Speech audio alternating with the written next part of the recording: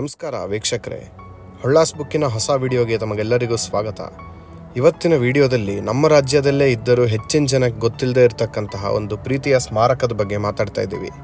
ಶಿವಮೊಗ್ಗ ಜಿಲ್ಲೆಯ ಸಾಗರ ತಾಲೂಕಿನ ಅನಂತಪುರಂ ಗ್ರಾಮದಿಂದ ಜಸ್ಟ್ ಅರ್ಧ ಕಿಲೋಮೀಟರ್ ದೂರದಲ್ಲಿರ್ತಕ್ಕಂಥ ಈ ಒಂದು ಸ್ಮಾರಕದ ಹೆಸರೇ ಚಂಪಕ ಸರಸ್ಸು. ಈ ಒಂದು ಸ್ಮಾರಕಕ್ಕೆ ಸುಮಾರು 450 ವರ್ಷಗಳ ಇತಿಹಾಸವಿದೆ. ನಿಮಗೆ ಈಗಾಗಲೇ ಗೊತ್ತಿರಬಹುದು, ಭಾರತದ ಚರಿತ್ರೆಯಲ್ಲಿ ಅಗ್ರಗಣ್ಯರಾದ ಕೆಳದಿ ಅರಸರು ಕೆರೆ ನೀರಾವರಿಗೆ ಪ್ರಮುಖ ಕೊಡುಗೆ ನೀಡಿದವರು. ಇವರ ಕಾಲಾವಧಿಯಲ್ಲಿ ಸುಮಾರು 5800 ಕೆರೆಗಳನ್ನು ರಾಜ್ಯಾದ್ಯಂತ ನಿರ್ಮಿಸಿದ ದಾಖಲೆಗಳಿವೆ.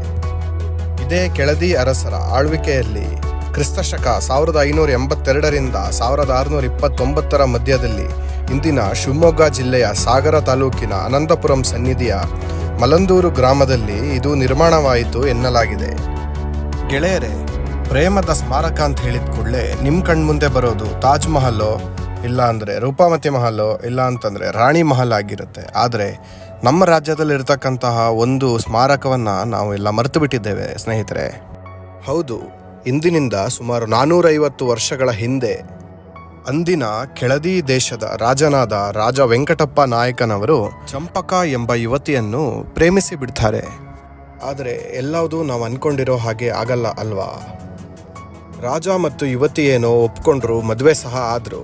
ಆದರೆ ಯುವತಿ ಅನ್ಯ ಜಾತಿಯವರಾಗಿದ್ದರಿಂದ ಸಮುದಾಯದವರು ಇವರಿಬ್ಬರ ಪ್ರೀತಿಯನ್ನು ಒಪ್ಪಲಿಲ್ಲ. ಇದೇ ಸಮಯಕ್ಕೆ ಸರಿಯಾಗಿ ರಾಜಮಾತೆ ಅನಾರೋಗ್ಯದಿಂದ ಮೃತಪಡುತ್ತಾರೆ. ಸಮುದಾಯದವರು ಹಾಗೂ ಸಾರ್ವಜನಿಕರು ಇದಕ್ಕೆಲ್ಲ ಚಂಪಕಳೇ ಕಾರಣ ಎಂದು ಹೇಳುತ್ತಾರೆ. ಈ ಅಪವಾದವನ್ನು ಸಹಿಸಲಾಗದೆ ಚಂಪಕ ಇಂದಿನ ಚಂಪಕ ಸರಸ್ಸು ಎಂಬ ಜಾಗದಲ್ಲಿ ಆತ್ಮಹತ್ಯೆಯನ್ನು ಮಾಡಿಕೊಂಡಿದ್ದಾರೆ ಎಂದು ಇತಿಹಾಸ ಹೇಳುತ್ತದೆ.